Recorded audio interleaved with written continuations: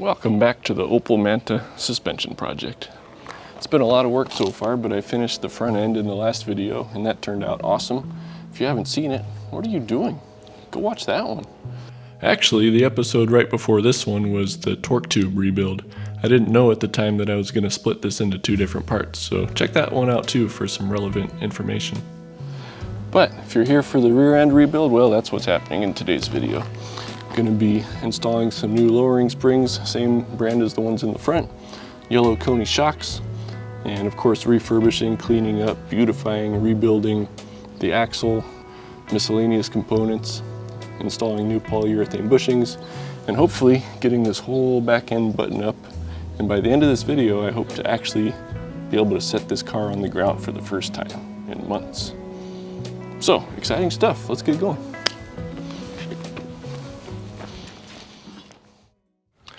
Well, I've kind of been putting off this part, cleaning up the axle. It's just grungy. It's actually not that bad, but it's just got years of grease and grime all over it. It's not even too bad down here. This would be a rust spot. There's a little bit of rust in there, but really nothing bad. There's still quite a bit of heavy buildup, so I'll be scrub-a-dubbing with some wire brushes probably to get that off. I'll probably take off these hard lines. I'll just take them all off at once by taking this block off, disconnect them from the wheel cylinders, just to get them out of the way, and maybe I'll make some attempt at making the lines look clean too. Brakes, I don't think I'm going to really mess with. They're pretty much fine. The wheel cylinders are new as of a couple years ago. Everything's working fine. Pads are getting a little bit thin, or shoes I should say. But for now, I'm just not going to worry about it. I'm just going to work on cleaning stuff up, getting it back in the car, and then any other issues I can deal with later. But I'm going to put you in time-lapse mode so I don't have to deal with the camera and just start cleaning. Well, to make a long story a little bit shorter, this was an arduous multi-day process. The first day was all about degreasing, so I went to town with rags and brushes and degreaser and all kinds of stuff just to get all the gunk off. Then I came back the next day and went to town with abrasives like Scotch-Brite pads and wire wheels to knock down any surface rust I could get and to scuff the entire surface to get it ready for paint.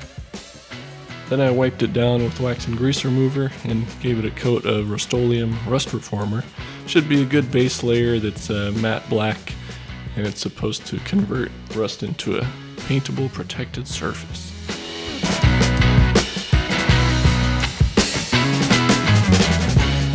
After giving that a chance to cure, I could do one side at a time with my VHT roll bar and chassis paint that I've been using a lot in this project.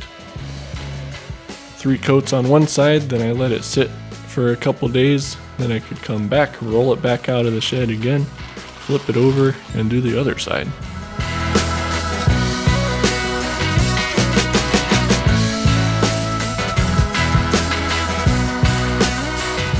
Finally, in the end, it looked really good. I stored it away one last time before I could start putting things back together.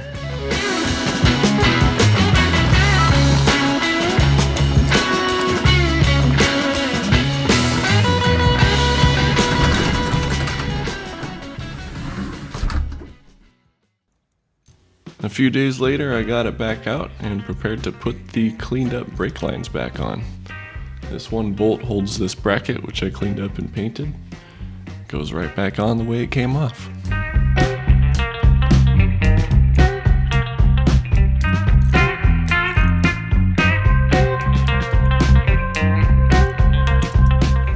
It's a good idea to hang on to these little rubber plugs that come with brake parts. You can use them for masking, which is what I did when I painted. After taking those out, could get the brake lines back into the wheel cylinders and tighten them down with a line wrench.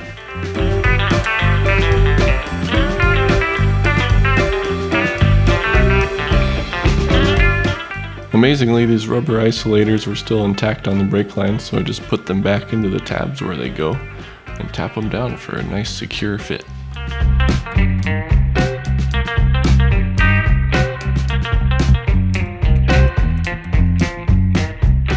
Since I was here, I figured it would be a good idea to replace the pinion seal.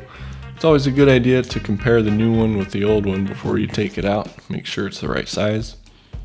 And use a proper seal puller rather than messing around with screwdrivers and other tools. I learned that lesson in another video. Just be careful not to scratch the sealing surface like I did here. You can cause a leak. I think it was a shallow enough scratch though that it didn't cause any problems. Anyway, after making sure the sealing surface was clean, I put a light film of gear oil on the new seal as well as the surface and started to tap it in.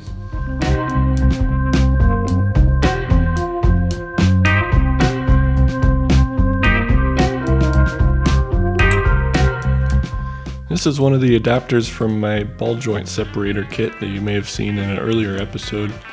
These have come in really handy for things like this. And this pretty much finishes up the axle cleanup operation, but there's still plenty of other pieces to mess with. Let's talk about rear sway bar bushings. These are the original pieces that came off the car. And here's a brand new generic one that I bought. That's the closest thing I could find to the proper size. It's polyurethane. But there's a couple problems here. So first of all, I can't use this bracket that came with the new bushing because it's a completely different design.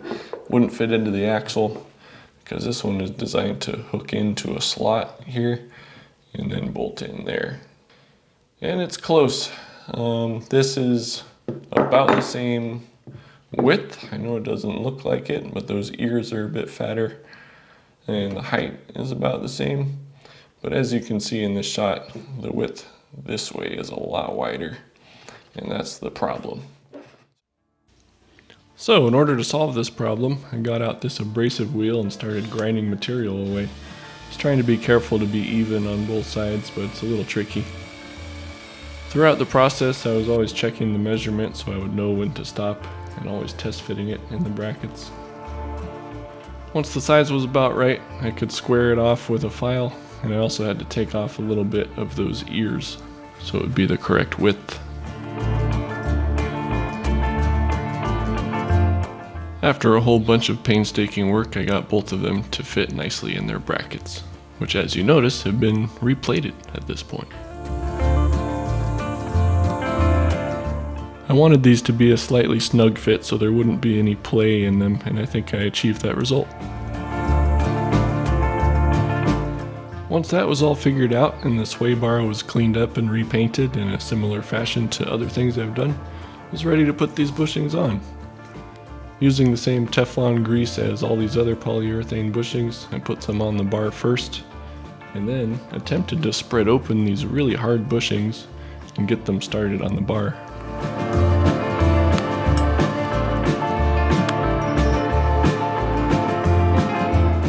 Once those were on, I could smear the top side with grease before installing the brackets for the last time.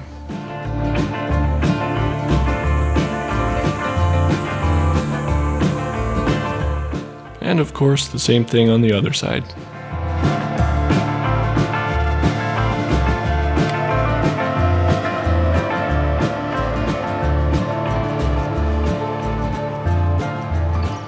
Finally, I could slot the sway bar into place on the axle and tighten it down with brand new hardware.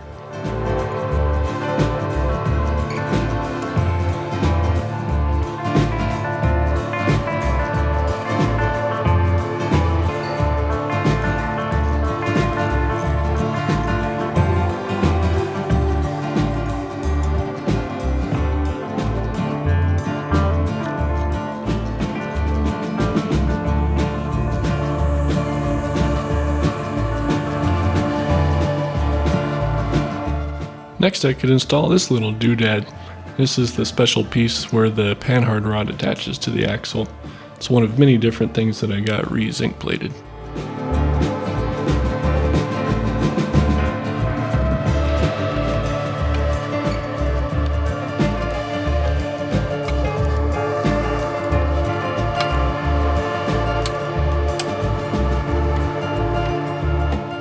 And with that installed, things are looking pretty good.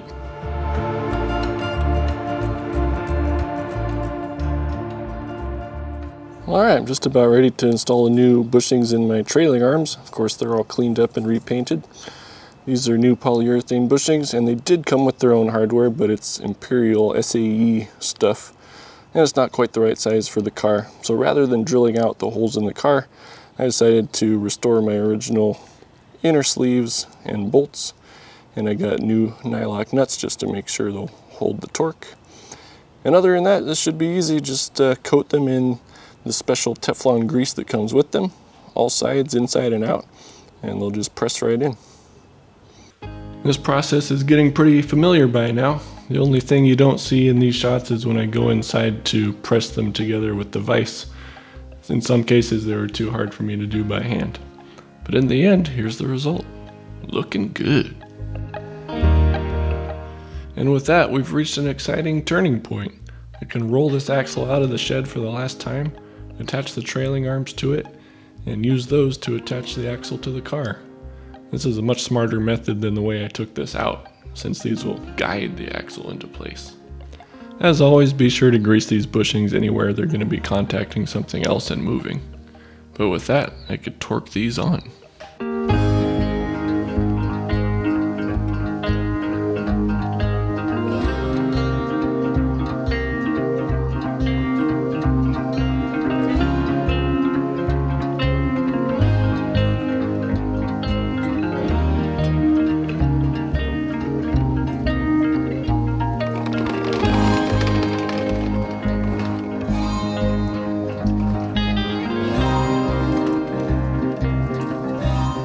And now the official reunion of rear axle and car.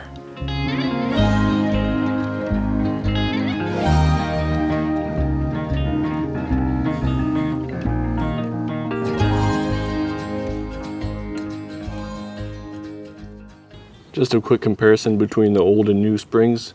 You can see the new ones are a progressive rate and a little bit thicker, and of course a little shorter. The rear springs have isolators on the top and bottom. I got new polyurethane ones, and these bottom ones only go one way. It's probably not necessary, but I decided to put a thin film of silicone grease on these, like I did on the front, just to potentially reduce noise and friction. It should be obvious, but make sure to line up the end of the spring with the molded in shape in the isolator. Same with the top piece, it only goes a certain way.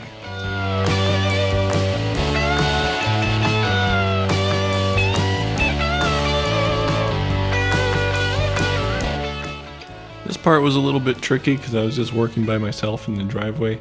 I had to keep going back and forth to make sure everything was lined up as I jacked up the axle. But I got it in the end. Then I could finally install the new Kona yellow sport shocks. I first attached them loosely at the bottom, and then I could stretch them out to attach the hardware up top inside the trunk.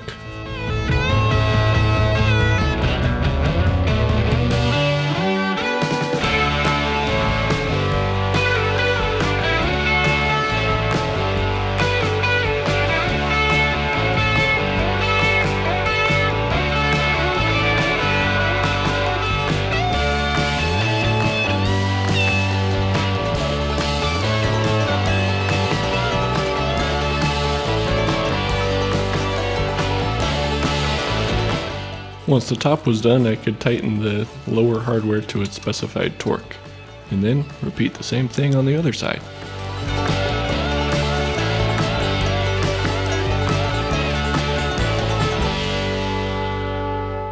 There's one more metal bar that helps locate the axle, and that's the Panhard rod.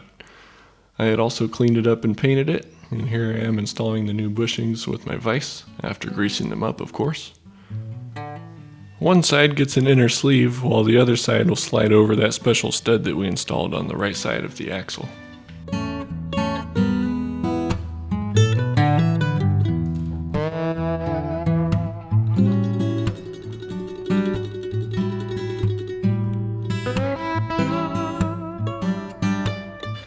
I think it's actually easier to start on the other side. You can get the bolt started on that side and then get this side pushed on. It's a little tricky to line it up, but eventually I was able to get it, and then I could tighten both fasteners down. Don't forget to install this little special shield.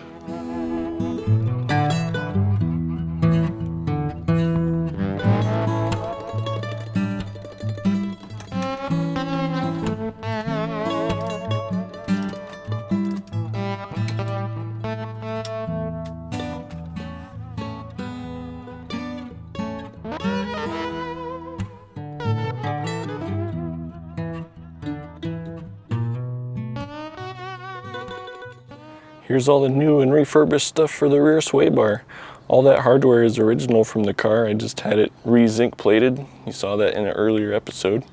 And these bushings are brand new polyurethane units from Opel GT source. And as usual, got to use that Teflon grease. Almost forgot the lock washers. This part of the job was pretty straightforward. Once all these bushings were greased up, I could press them into place on the car body as well as the sway bar ends.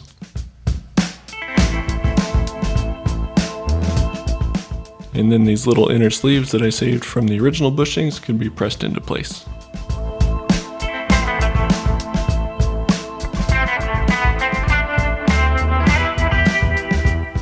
And then the last puzzle pieces are these plates that hold both sides together, and of course the hardware.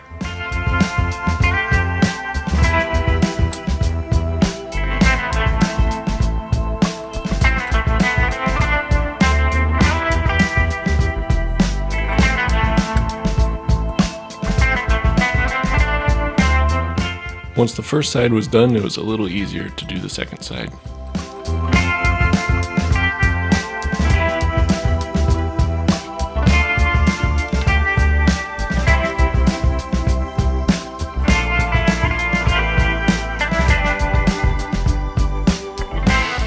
And just like that, all the things that link the rear axle to the car are mounted.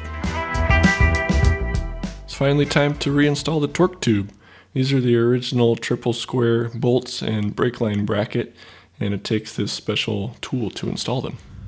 So because the exhaust is all one piece, what I'm gonna have to do is angle the torque tube cross member thing up and over it on that side, and then get it slid onto the pinion here, get those bolts started, and then hopefully lift it up into place and get it mounted where it goes. We'll see.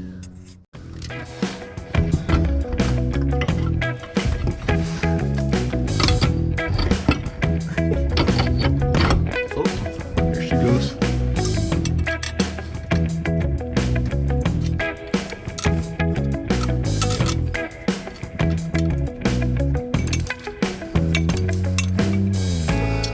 These have a low torque specification. I'm just gonna do the old torque by feel technique to where they all feel the same.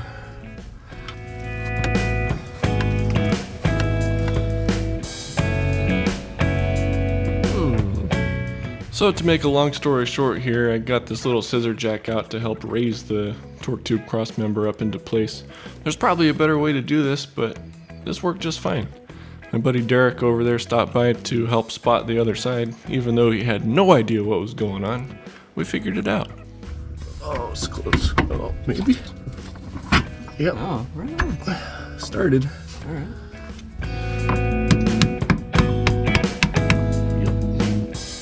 Okay.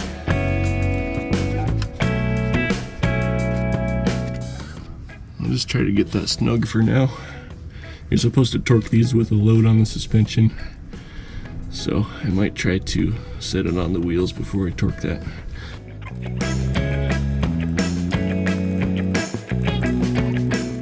Okay, that's starting to get snug. Go do the other side.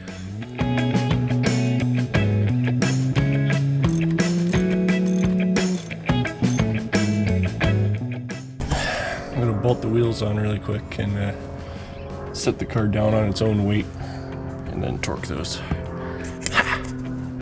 By the way, check out my new tires. These are one of the few made in 205/60/13. They are Vredstein Sprint Classics, and I think they look great. Can I actually torque this under here with no room to work? I don't know. We're gonna try it. Ooh. Oh. Yeah, that's going well. Oh. Holy crap. Let me get this stuff out of here. Oh, yeah, this isn't doing anything anymore. It's just hanging out. Still makes me feel better.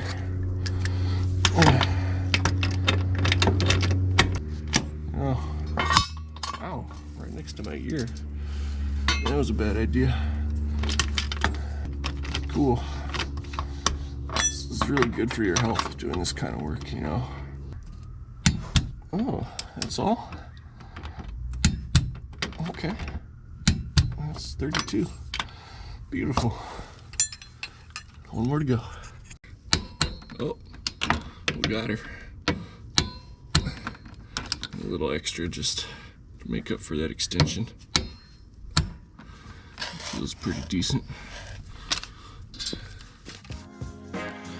With the torque tube reinstalled, I could finally put the drive shaft back in. It was wired up to the car undercarriage this whole time, just plugging the transmission, so I could just drop it right into place and reinstall the hardware.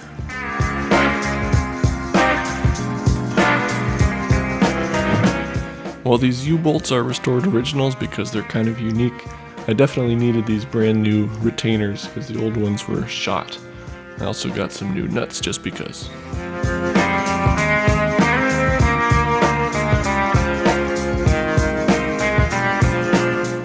Tightening these is a bit methodical. You just go around to all four, rotating the drive shaft as you go and holding it in one hand so you can kind of tell how tight they are. At a certain point, I decided to wedge a pry bar into the yoke so I could get them a little bit tighter.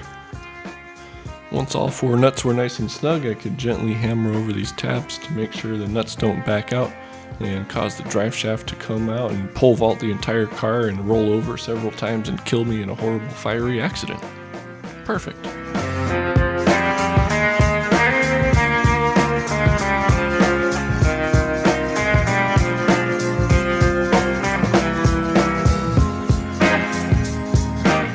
At this point, I could put the rubber brake lines back on. It's helpful to use an actual line wrench on the hard line fittings just so you don't strip them out. It gives you a better grip.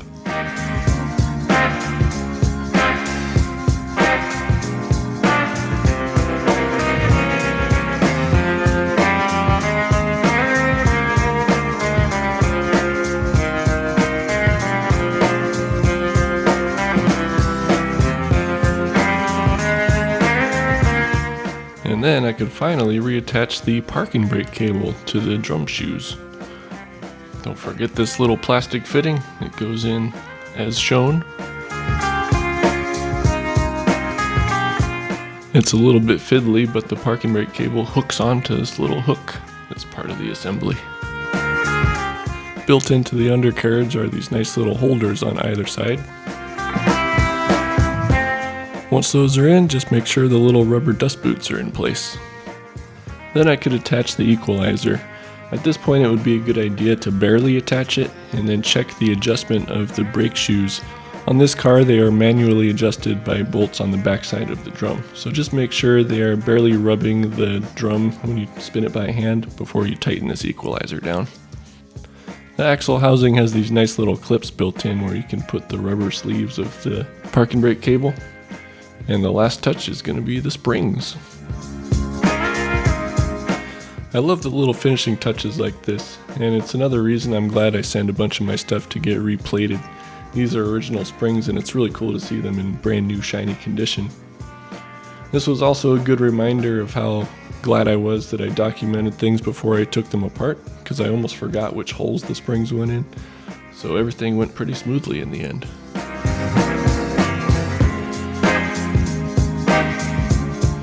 You know you're in the home stretch when it's time to put fluid in. Got some nice fresh synthetic gear oil for the rear axle. And the way you know it's full is when it starts cascading out like a waterfall.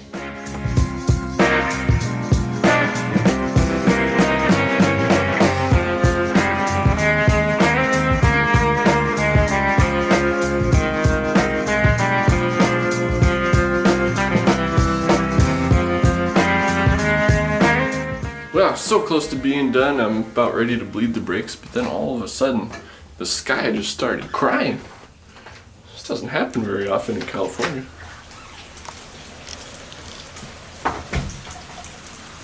Look at this.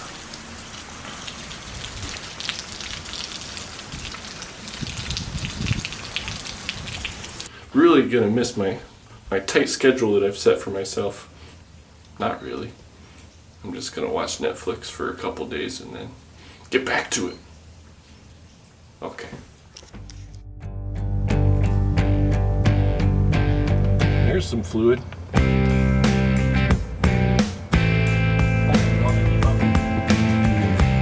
Nope. Yep. With a little bit of help from a friend and the sun shining again, I was able to get all 4 brakes bled, and this was pretty much the last thing. At least I thought it was.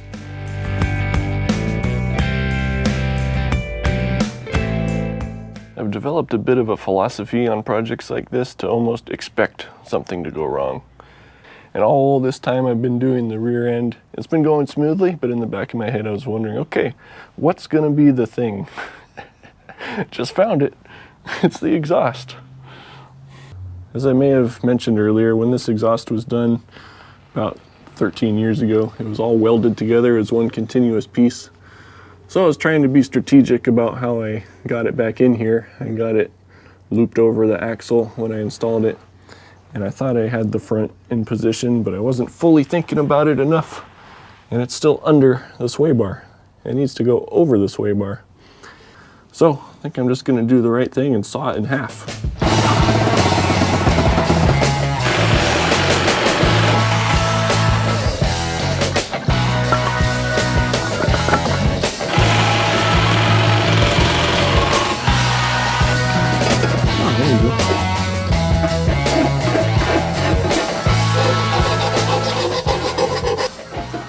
Oh, like a glove. I think this is gonna work. And a couple heavy duty clamps. Church needs to calm down. Is it lunchtime? Well, she's all wrapped up. This is how it turned out. Not too bad, really. I was able to get the head pipe reattached up top. I did have to lower the back of the sway bar, but that's not a big deal to get that pipe in there. So I got it all reattached to the manifold and slid this on. I don't think it'll leak. Doesn't look that bad, and it'll make things easier to service going forward. So not bad for a driveway fix.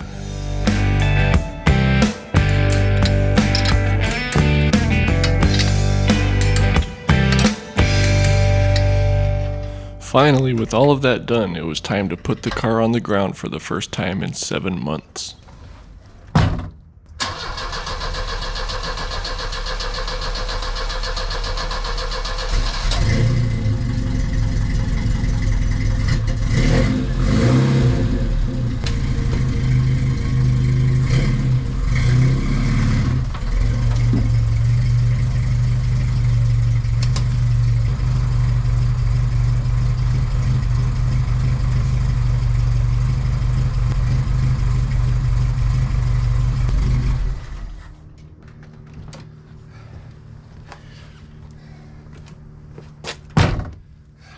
It's almost a car again.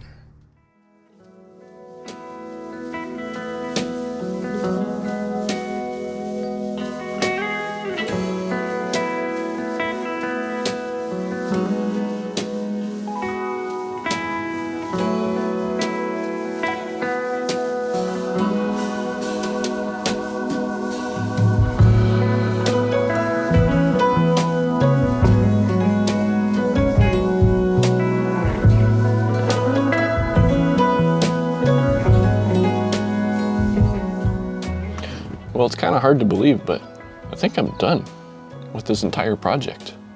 Now that the rear end is complete and back in, car's on the ground for the first time. And I have to admit, it's a lot lower than I expected it would be, but it looks pretty cool. It's got a whole new attitude now. It's so much lower that I'm gonna have to re-aim the headlights to make sure they're at the right level. I still need to get an alignment. I think we're gonna have to wait for one more episode for me to actually drive this and give you my impressions for how it feels with all these new parts.